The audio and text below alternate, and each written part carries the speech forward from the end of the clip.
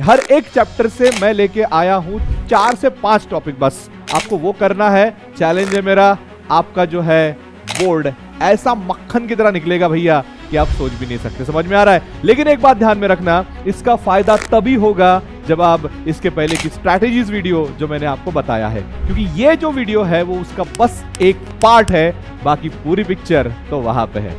बच्चा पार्टी, आपकी जो डिमांड थी भैया, आप जिसके लिए बेसब्री से इंतजार कर रहे थे, आज वो मैंने आपके लिए टॉपिक लेके आया हूं बेटा, जिसका नाम है most important topic physics, that is SSC board 2026 from chapter number 1 से 8 तक।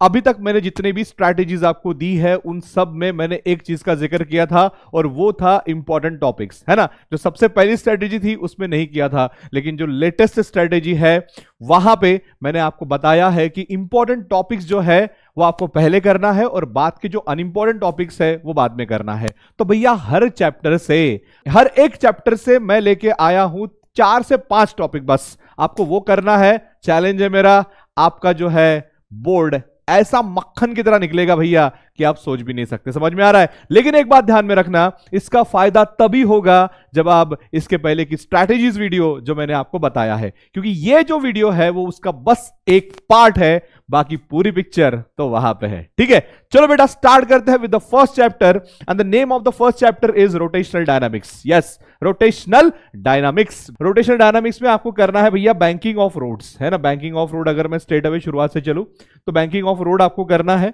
ओके, उसके बाद जो है थ्योरम ऑफ पैरेलल एक्सिस। देखो theorem of parallel axis is very important, ये आपको पूछना ही पूछना है। अगर ये नहीं पूछेगा तो इसके ऊपर के क्वेश्चन पूछेगा। इसका स्ट्रेट अवे फॉर्मूला आपको होता है कितना, I naught is equal to I C plus M H square वाला, है ना। तो ये भी फॉर्मूला अगर आप ध्यान में रखते हो तो इसके ऊपर छोटा मोटा न्यूमेरिकल या फिर सीधा 1 मार्क के लिए क्वेश्चन भी पूछ लेते हैं, बराबर है। उसके बाद थ्योरम ऑफ परपेंडिकुलर एक्सिस, उसमें भी आपको पता है कि जो भी आई जेड होता है that is equal to I X plus I Y. तो इन दोनों के डेरिवेशंस आपको करने हैं और इनके फॉर्मूलेस के ऊपर जो बिल्कुल सिंपल न्यूमेरिकल है वो कर लेना है, बस, है ना।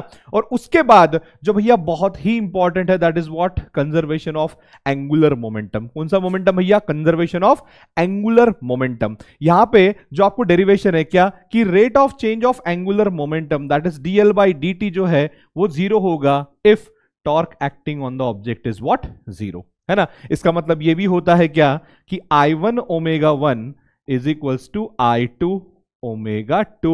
बिल्कुल ये 4-5 टॉपिक आप करके जाओ रोटेशनल डायनामिक्स में, इससे ज्यादा पूछने की चांसेस बहुत कम है। ठीक है, उसके बाद नेक्स्ट चलेंगे हम मैकेनिकल प्रॉपर्टीज ऑफ फ्लूइड। भैया ये चैप्टर का नाम देख के ना अच्छे की हवा गुल हो जाती है। तो मैकेनिकल प्रॉपर्टीज ऑफ फ्लूइड में भैया ये करो, काम खत्म। देखो molecular theory of surface tension बहुत ही सिंपल है।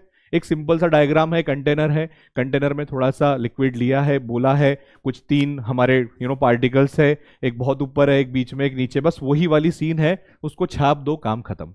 उसके बाद relation between surface tension and surface energy. भैया ये तो मैं बोल रहा हूं ऐसा करो कि उठने के बाद आपको कोई पूछे तो भी आपको इसका आंसर आए, है ना। जो भी मेरी सरफेस एनर्जी होती है that is equal to what, surface tension into change in the area होता है। ये बात आपने ध्यान में रखना।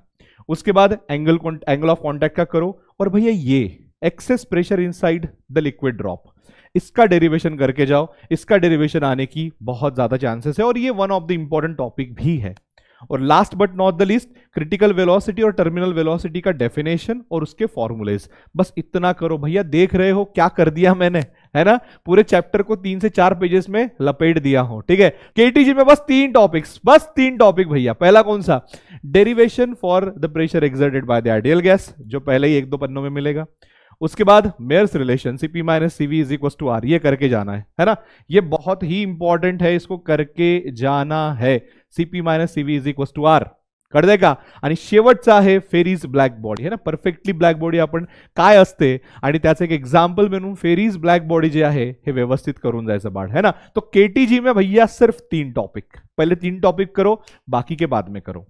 उसके बाद देखो भैया थर्मोडायनामिक्स में बस 4 टॉपिक। पहला types of system, open, closed, isolated, ये 3 सिस्टम का डेफिनेशन और डायग्राम करके जाओ। उसके बाद सबसे पहला फर्स्ट लॉ ऑफ थर्मोडायनामिक्स, बहुत ही इंपॉर्टेंट, मैं बोल रहा हूं बहुत यानी बहुत ही इंपॉर्टेंट। क्या होता है दैट इज जो भी अपना हीट सप्लाइड होता है that is nothing but what, change in the internal energy. जो भी हमारी एनर्जी सप्लाइड होती है, आप ऐसे भी लिख सकते हो, E is equal to change in the internal energy plus work done. समझ में आ रहा है? तो this is your first law of thermodynamics. Are you getting my point? Change in the internal energy plus work done, या फिर change in the internal energy is equal to heat supplied minus work done. आप ऐसे भी कर सकते हो। इसका अच्छे से देखो, इसको कैसे एक्सप्लेन करके लिखना है वो देखो, और इसके ऊपर के एक दो न्यूमेरिकल्स कर लो, बस काम खत्म। उसके बाद आइसोथर्मल प्रोसेस, देखो टाइप्स ऑफ प्रोसेस है, उसमें आइसोथर्मल और एडियाबेटिक करके ही जाओ। इनमें से डेरिवेशन आएगा ही आएगा 100%, या फिर इनके तीनों के फॉर्मूले करके जाओ, आपको 101% वहां का मिलेगा यानी मिलेगा। ठीक है, चलो उसके बाद है भैया ऑसिलेशन। अभी ऑसिलेशन तो मैंने रिसेंटली टॉपिक्स ले लिए हैं, बट स्टिल यहां पे आपको बताता हूं ऑसिलेशन में क्या इंपॉर्टेंट है।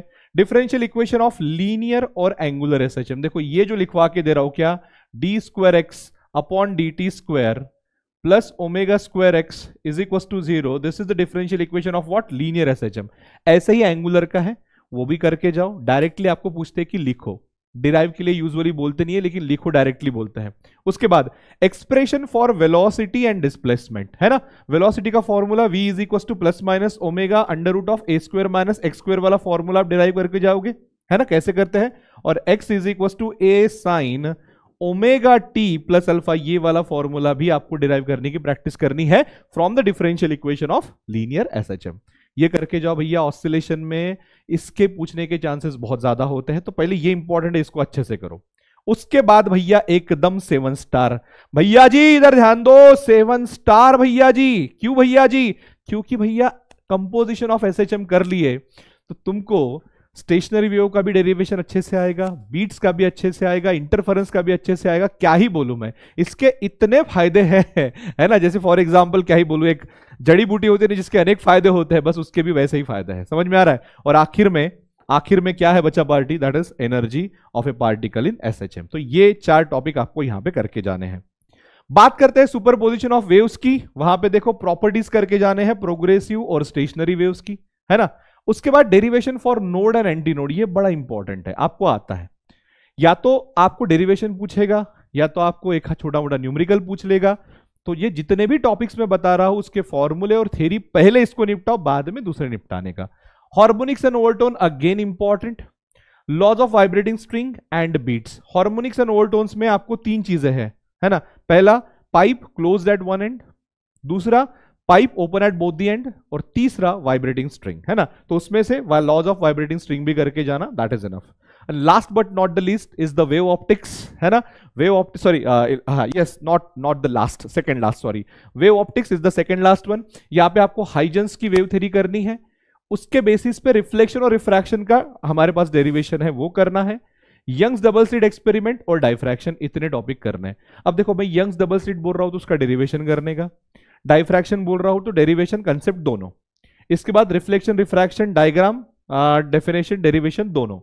और हाइजेंस वेव थ्योरी में वेव फ्रंट वेव नॉर्मल, ये जो चीजें हैं ये आप करके जाना है ना। दैट इज वेव फ्रंट क्या होती है, वेव फ्रंट वेव नॉर्मल क्या होती है ना।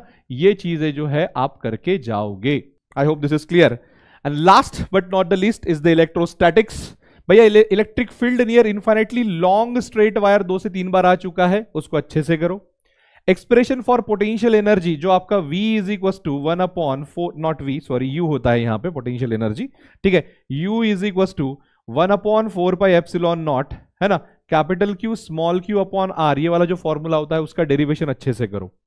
उसके बाद capacitance in parallel and series, भैया डेरिवेशन प्लस फॉर्मूला अच्छे से करना, न्यूमेरिकल्स आने के भी चांसेस है, ठीक है। और उसी के साथ साथ energy stored in the capacitor, इतना करो भैया। इतना कर डाला तो हमारा HSC बोर्ड जिंगा लाला, राइट। लेकिन मैं फिर से बता रहा हूं, आपने पहले वो क्या देखना है भैया, स्ट्रैटेजी देखना है। लास्ट स्ट्रैटेजी मैंने आपको डाली है 7 मंथ स्ट्रैटेजी, 6 मंथ स्ट्रैटेजी, जो भी डाली उसको देखना है आपको।